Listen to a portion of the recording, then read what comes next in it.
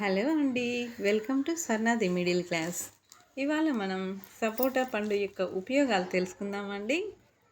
మనం సపోటా పండుని మిల్క్ షేక్లో కానీ సలాడ్లో కానీ తీసుకోవచ్చు, లేదా డైరెక్ట్గా కూడా తీసుకోవచ్చండి. ఇది సహజంగా ఎనర్జీ బూస్టర్గా పనిచేస్తుందండి.